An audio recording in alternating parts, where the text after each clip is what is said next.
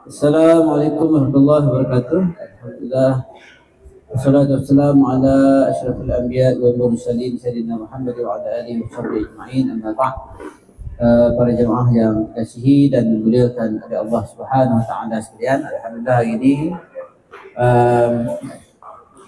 iftar kita dikaja oleh Dr. Megat, dan kita pertama-tama sekali kita doakan kepada seluruh ahli keluarga Dr. Megat yang telah pergi meninggalkan kita, bertemu dengan Allah SWT.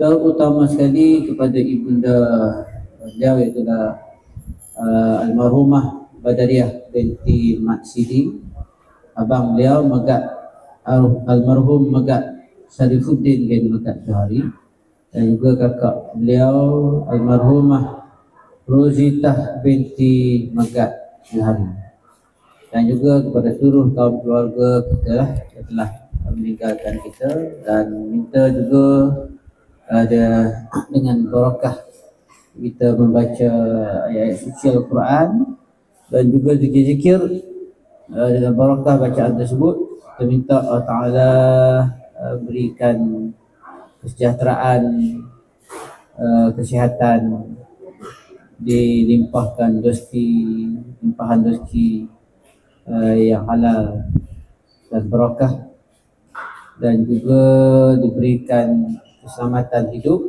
di dunia dan juga di akhirat insyaAllah. Al-Fatihah.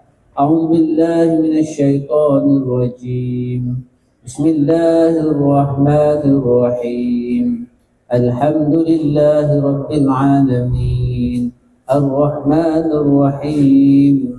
مالك يوم الدين إياك نعبد وإياك نستعين اهدنا الصراط المستقيم صراط الذين أنعمت عليهم غير المغضوب عليهم ولا الضالين.